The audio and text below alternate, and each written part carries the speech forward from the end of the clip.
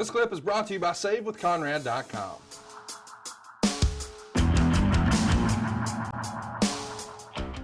We're seeing a segment here on the show called WCW Up Close. It's Tony Schiavone, not in front of a live crowd. There's a locker room set here, and we've got Steve Austin and Brian Pillman and a couple of windbreakers on what looks like a bench in a locker room, just doing a sit-down interview, and they're essentially just cutting promos to the camera. But it was a different look and feel. What do you think of this experiment, the up close thing that Schiavone was trying to do? Well, yeah, and I'd love to hear what they're saying to see if it worked. The most important thing is, did everybody buy what he said? Right. More important than the setting. It's interesting where they're experimenting with different things. Like for years and years, I was used to seeing Tony Schiavone run the quote unquote control center.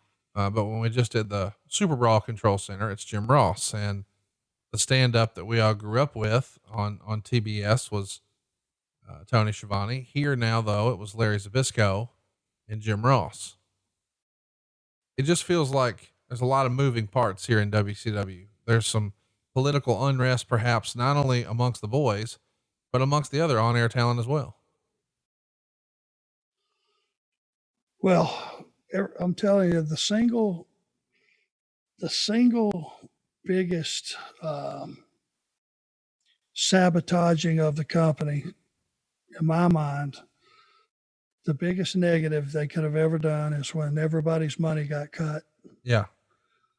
They jerked the catering for TV, which is the most petty thing you'll ever imagine.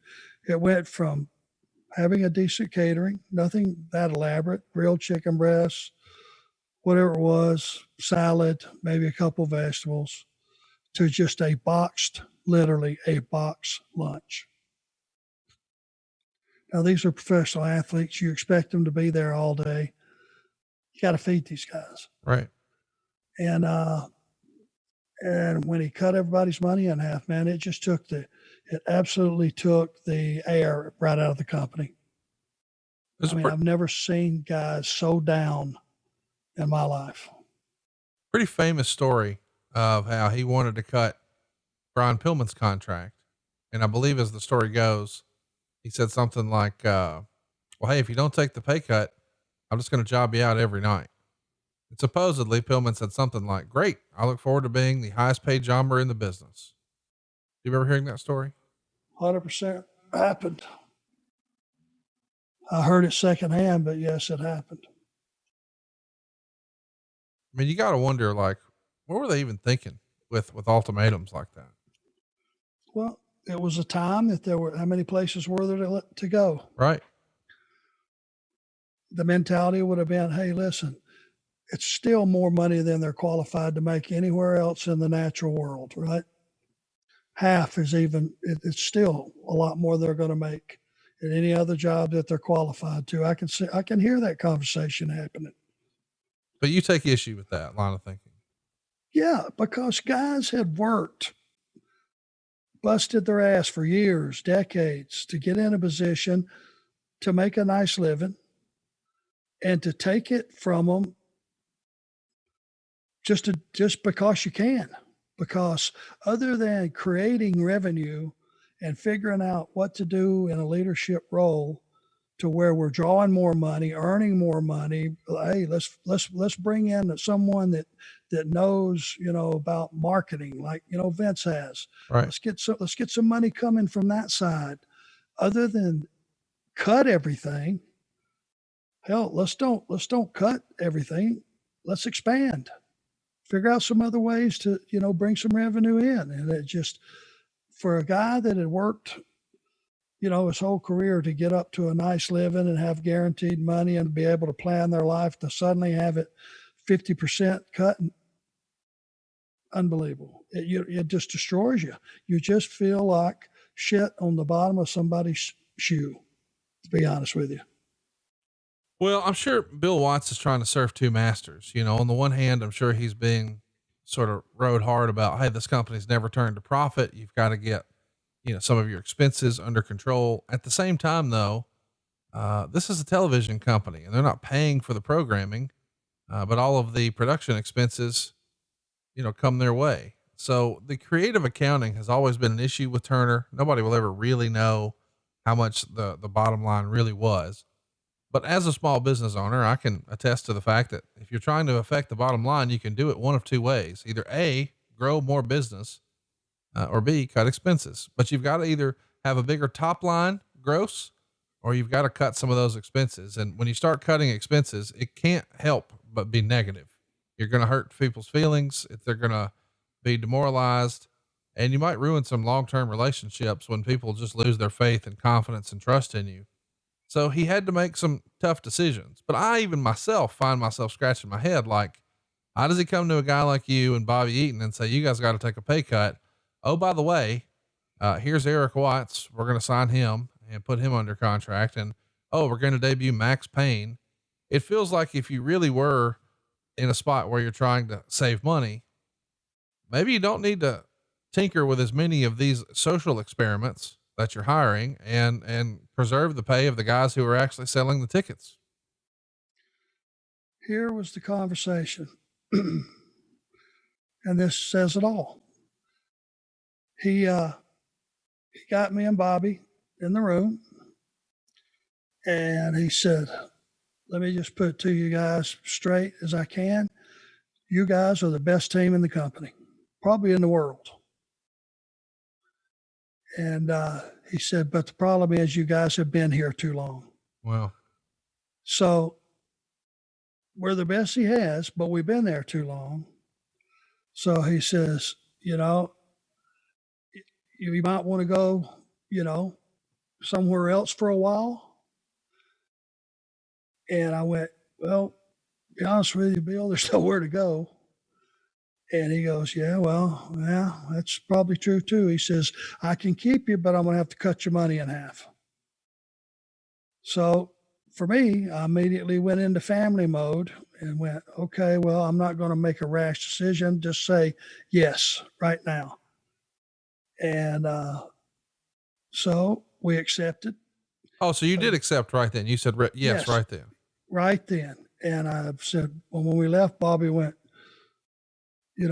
and Bobby accepted too. And he said, Bobby wasn't somebody that they used all the time anyway. So he's doing the math to where he's still going to be okay. So that's when I started the cogs turning about the Eric angle, figuring out a way to get off with pay.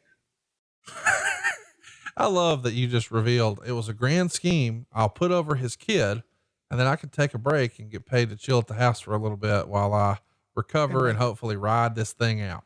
And it's exactly what it was. And make that, if you're only making half, but you're not leaving your house, that's a lot better than nothing.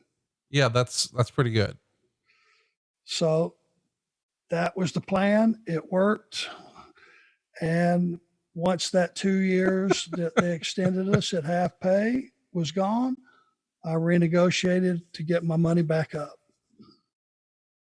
I love you for being so transparent. Oh, that's when I pitched, hey, let me put your son over. Oh, he hurt me. I got to go home. Yeah. Hey, I was screaming like this is a 4-month angle if I ever saw one.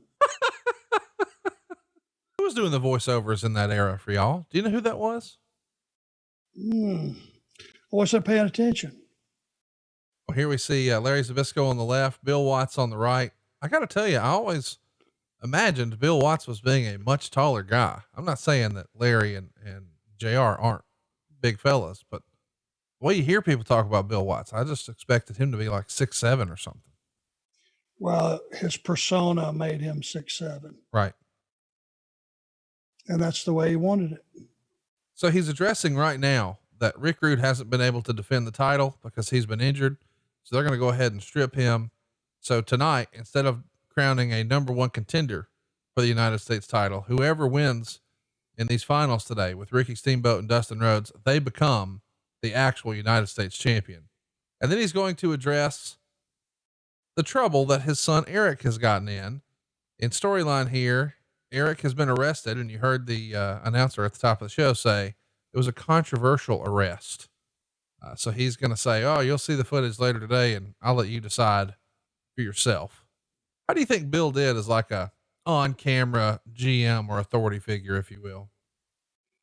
I think he came across as legitimate. Bill Watts was always the guy, he was the boss. He was the owner of his own company. So when he spoke, things usually happened just like he had told you they were going to happen. So he had some credibility.